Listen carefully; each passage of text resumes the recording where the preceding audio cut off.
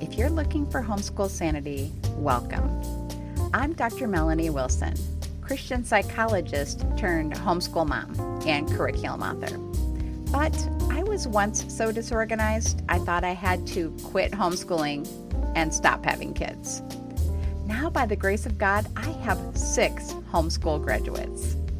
Whether we're discussing parenting, productivity, or practical tips, I pray that this episode is just what you need for happy, healthy homeschooling. If you've ever wondered whether you should introduce your child to the fantasy genre, you'll want to listen to today's episode. And if you feel discouraged about training up young men and women of God, you'll want to meet my inspiring guest that I'll introduce in a moment. The sponsor of today's episode is Fun to Learn Books, the publisher of story-based curriculum like Grammar Galaxy and Training Aliens. Kids love this fantasy-based learning for its funny, short lessons. And parents love it because it's low-prep, screen-free learning. Learn more at funtolearnbooks.com. Wilson Hickman is a follower of the Lord Jesus with a strong passion for storytelling. He was homeschooled and from a young age began writing books in a variety of genres. His passion for creativity led him to the visual medium of storytelling. When crafting a film, he often draws inspiration from his own life, vicariously learning and growing with the characters he creates. His latest project is an award-winning proof-of-concept episode for a Christian-themed fantasy TV series called The Lost Healer.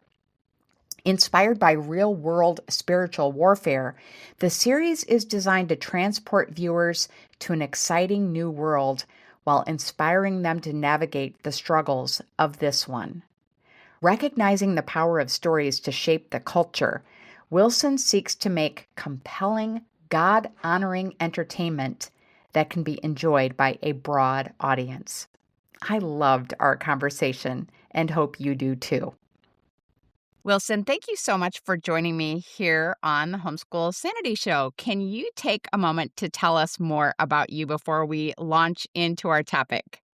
Absolutely. Thank you for having me on. It's a pleasure to be here.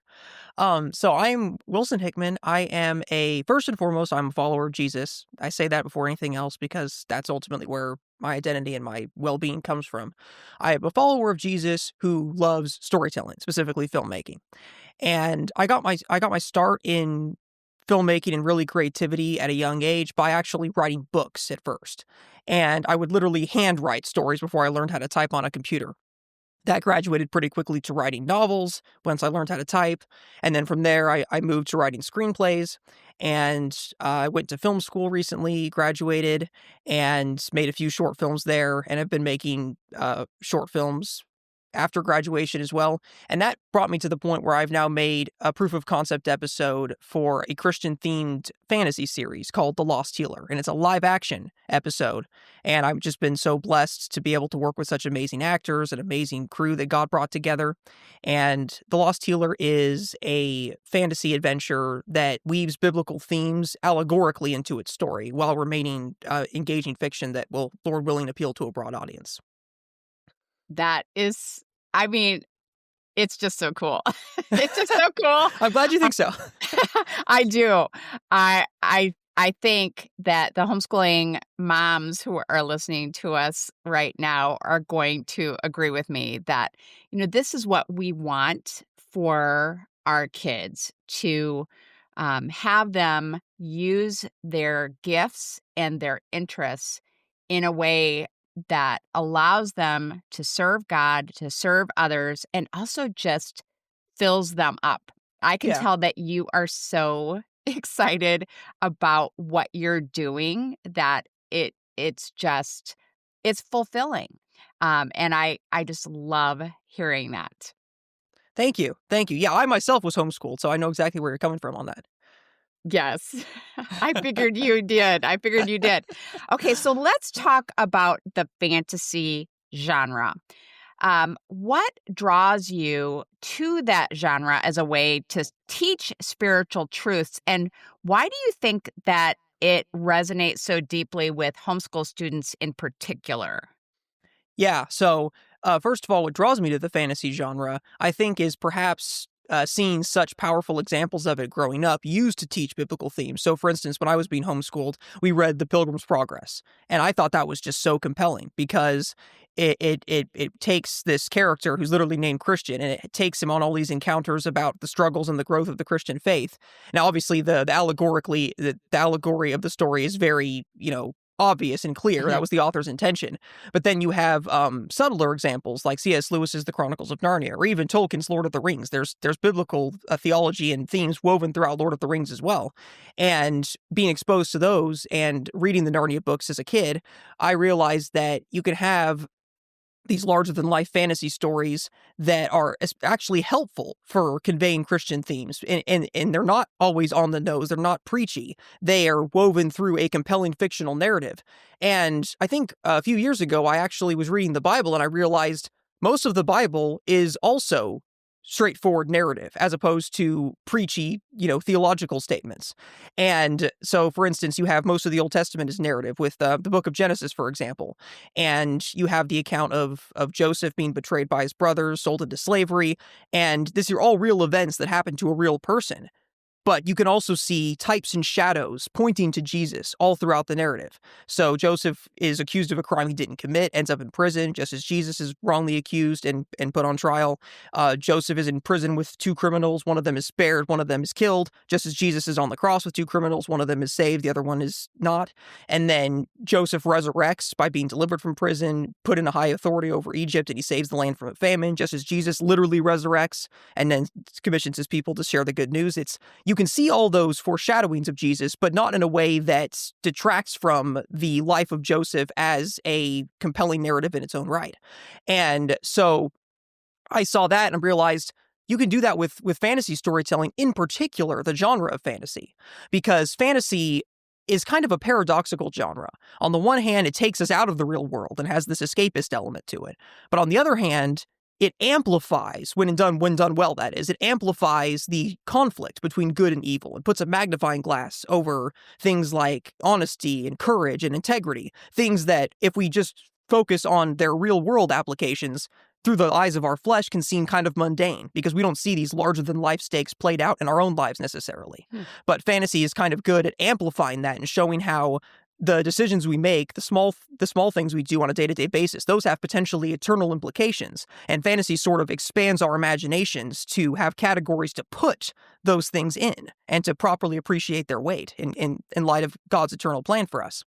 So I think that's one of the main reasons why it's so compelling. And as to why it resonates with homeschool students in particular, when homeschooling, when done right, especially when done from a Christian worldview, is parents who want the best for their kids, who want their kids to know the Lord, and want their kids to pursue God's plan for their lives at an early age. And some of the best fantasy stories are also about a young protagonist who has a wise mentor who's bringing them up to do a difficult task where they're gonna face opposition, they're gonna face obstacles, and they're gonna face challenges, and they're gonna have to grapple with, are they strong enough to get through this, and they have to rely on someone or something greater than themselves. I think homeschooling students can very easily see themselves in most fantasy heroes, like the Pevensey kids in Narnia or Frodo in Lord of the Rings. It really lends itself to homeschooling students in particular, I think, especially when you factor in the Christian themes. Wow. I mean, that is so good. Okay, I'm going to admit something here. I never thought about or heard about the parallel between the two people in prison with Joseph being a foreshadowing of the two thieves on the cross with Jesus. I have never heard that before. So Well, that's great. Thank you. That's one of the amazing things about Scripture is the more you read it. I mean, the New Testament tells us that the Old Testament was written for our instruction and would ultimately point to Jesus. But when you start really studying the Old Testament and you have the New Testament in your head now, we have the advantage of hindsight. We can see, everything in it is pointing to Jesus. Joseph is a type of Jesus, but Jesus is the greater Joseph. He doesn't just save us from famine; he saves us from eternal condemnation, and etc. And those parallels continue to stack up. But Jesus is always the greater thing that the Old Testament shadow is pointing to. Yes. And I just love what you said too about a homeschooler being a young protagonist Yeah. with a mentor, a wise mentor. I mean, I just love it. I'm I just feel more important, I guess, in the world, that I have been a mentor to these all these young protagonists because I have 6 Oh, that's kids. awesome. Yeah, I have 6 that I have finished homeschooling. Okay, so, as you can tell, I'm very, just very interested and supportive of the work that you are doing. So Well, let's thank you. shift gears just a little bit and talk about the fact that you are creating Christian fantasy, um, and that is in a world that is filled with secular fantasy stories. What do you think truly distinguishes Christian fantasy, and how can parents help their kids discern the difference? Yeah, excellent question. There's a lot of different ways I could take that. The surface level answer is sadly needs to be said these days is in the content. Christian fantasy is not going to have excessive gore, graphic sexual content, anything like that. So because we want to honor God with the content we portray, and we want to, like Paul says, meditate on what is good and noble and true, not meditate on the darkness and the evil things that the world has to offer. But all that said, I think there's something much deeper that makes fantasy Christian besides just what it refrains from showing, and I think that is the narrative soul, or if you will, the moral theme behind it. And when I say moral theme, I'm not referring to like a character sits down and lectures us on what we're supposed to get out of the story. No, it goes much deeper than that. The theme has to be shown and felt rather than told. So, Mm, for example, in the Lord of the Rings, there are incredible themes about friendship and loyalty and giving yourself to a cause greater than yourself, even if it means sacrificing your own life. And then when the ring is destroyed, it's also a message on the self-destructive nature of evil. Evil is a mm, parasite. It will ultimately destroy itself because it can only destroy, it can never create things. And those themes, no one ever sits down and lectures us about this is why this happened. It's just woven throughout the story, and you can see the narrative almost makes you feel more than actually consciously think those mm, things. mm, Same with C.S. Lewis's Chronicles of Narnia. So many great examples like that. So in short, what makes fantasy Christian is the worldview that it points us towards through its story. No, obviously, fantasy is not setting out to convince us that there's a talking lion or that there's really a wizard. That's not the purpose of what fantasy is. What it's doing when it's from a Christian perspective is it's, as I mentioned before, it's expanding our imaginations and our appreciations for the significance of good versus evil. So it will have absolute good versus absolute evil. It will draw that contrast. It will not say, oh, actually, there's really no such thing as good and evil. There's all these gray areas, and we could root for the villain just as easily as the hero because neither of them are right. A fantasy that lives in that worldview is decidedly not Christian because it goes against God's word.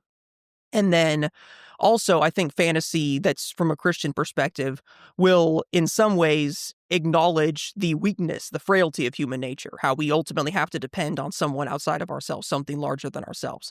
And Aslan in Narnia is the most obvious example of that. But I think that fantasy that preaches some, sadly, the common Disney theme of, oh, just be yourself, trust in yourself, the answers are inside of you. That theme is decidedly antithetical to the gospel. And so a fantasy that is hinged on that is going to lead us ultimately to emptiness because our real world experiences shockingly confirms the Bible, which is that our own strength isn't enough. We don't have the answers inside ourselves. We become hopelessly confused and depressed if we always focus inside because our flesh is fallen. And so fantasy that acknowledges the frailty of human nature, but also points us to something greater through its larger than life narrative and kind of gives us ways to imagine the glory of God. I think that is some of the core elements of what makes fantasy Christian. mm. Just an excellent, excellent answer.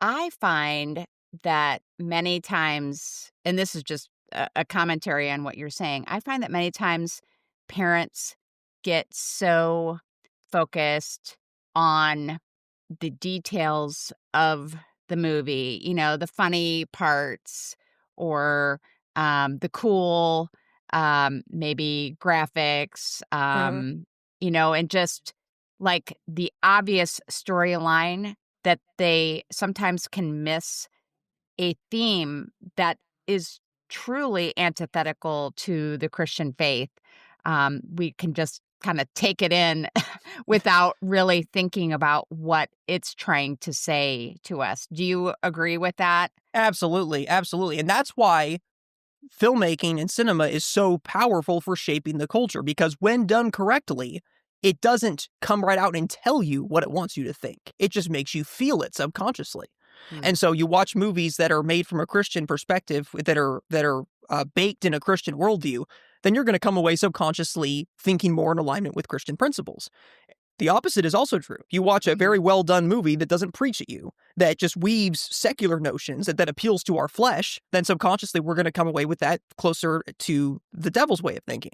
And I actually am kind of, in a strange way, I'm grateful for what's recently happened in Hollywood in terms of its creative decline with just constant remakes, reboots, sequels, and I think audiences are getting tired of it too, is this creative bankruptcy that we see more and more in Hollywood is kind of detracting from a movie's ability to subconsciously draw us away from God. It's getting more and more on the nose with it.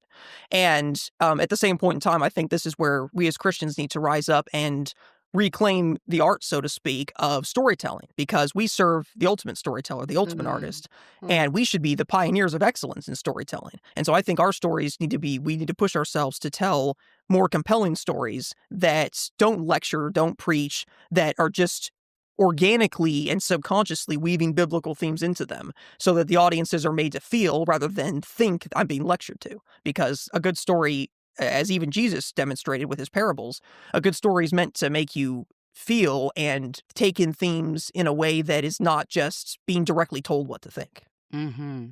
Absolutely. So, in addition to that, do you have any advice for homeschooling parents who want to incorporate fantasy stories of whatever genre, whether that's books or movies, into their children's education without compromising their faith? Do you have any thoughts about how we can be mindful in our choices? Yes, yes. So, in addition to like the obvious content concerns that I mentioned earlier, I think the first step is to first and foremost know the Christian faith very well. Study the Bible, Mm-hmm. study biblical worldview, study Christian apologetics. There's great resources out there, and ministries like Living Waters, Answers in Genesis, Creation.com, great resources. But that will help you to start to think critically in terms of what message is actually being conveyed in these things.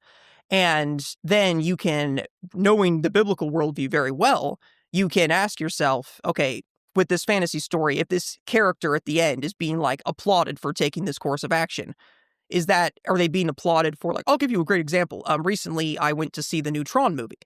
And in the Neutron movie, yeah, based on your reaction just now was my reaction. I don't go to see modern movies very often anymore because they're not written well, and never mind the lessons they teach. They're just not written well from a basic character and plot progression standpoint.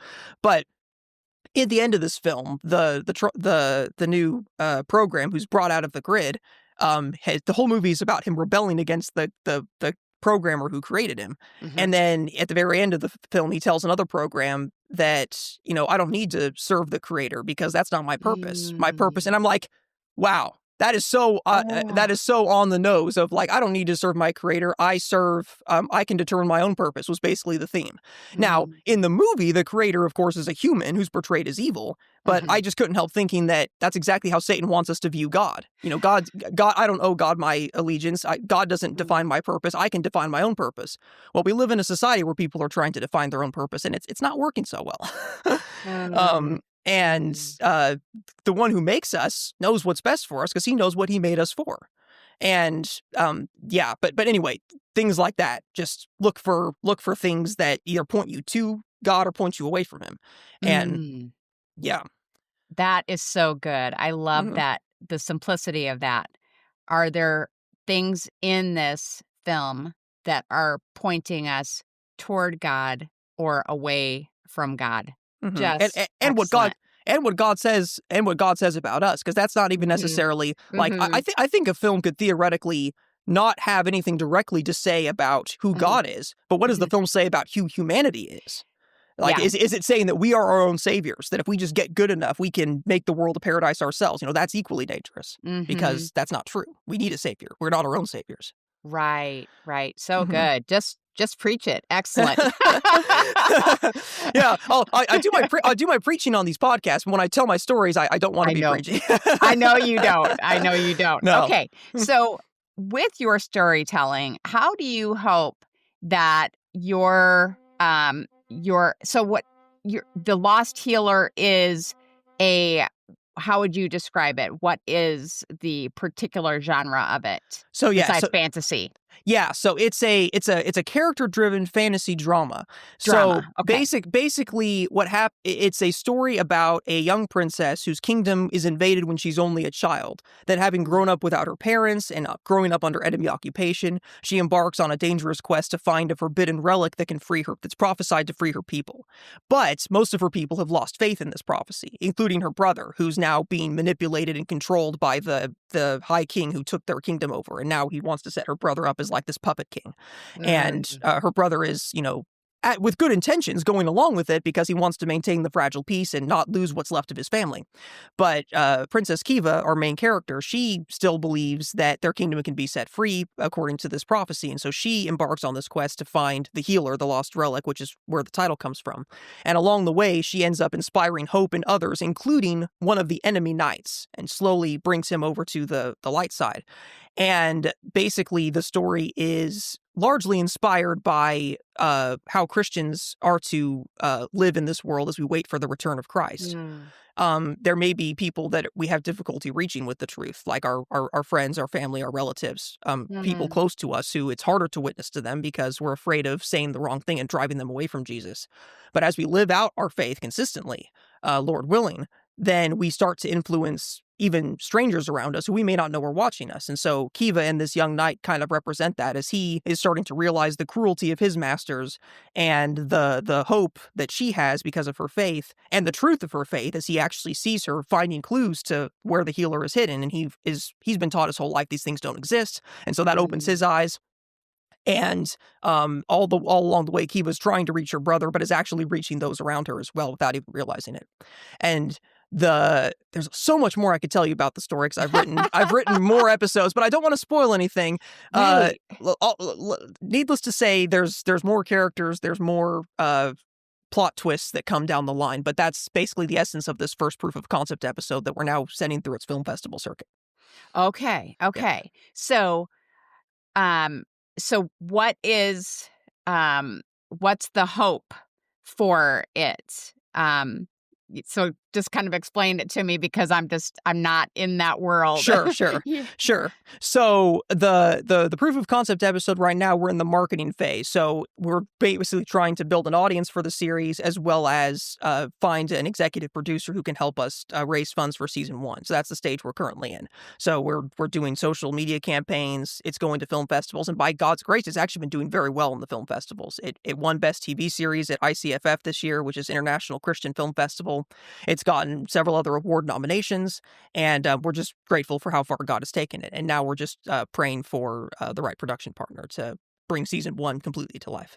Okay, so one part I do understand is that if you can show people that you have an audience of people who want to see this, they want to see it brought to the screen. I know that what we can do to help you is to watch your proof of concept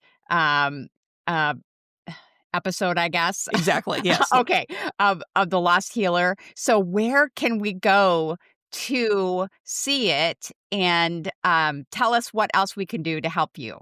Yes, so you can go to thelosthealer.com. That's our series website. The proof of concept episode's right there on the homepage. I also encourage you to sign up for our newsletter, Become an Insider, because you'll be the first to hear about series updates. We release exclusive behind the scene content. And then you'll also be given like world building details of what's coming in the future seasons and all that sort of thing. And very exciting content actually coming down the line. We're about to release an extended cut of one of the scenes in the episodes that has additional dialogue and world building details. So you want to go to thelosthealer.com, and then you can also follow us on Facebook and Instagram at The Lost Healer Series. Okay, the Lost Healer series. Perfect. Well, I will definitely have that website and the social media that you just mentioned in the show notes. I am just thrilled to have met you, and I am going to be praying for you and for this series because I absolutely believe along with you that God can use this to change hearts and minds and to draw people to him, or at least form a closer relationship, a more trusting relationship with people who do believe in him through this creative endeavor that you have started. And I'm so impressed, Wilson. I really, really am. And I know that God has given you the vision and that he is giving you the enthusiasm to carry it forward. And I'm just so excited to see where it goes for you. Thank you so much. Thank you for having me on. This has been awesome. To find the links to The Lost Healer and related episodes of the Homeschool Sanity Show, visit the show notes page at homeschoolsanity.com/fantasy. Have a happy homeschool week. Thanks so much for listening to the podcast. I hope something you heard was encouraging. If you have a personal question to follow up, don't hesitate to message me. I'm at Homeschool Sanity on social media.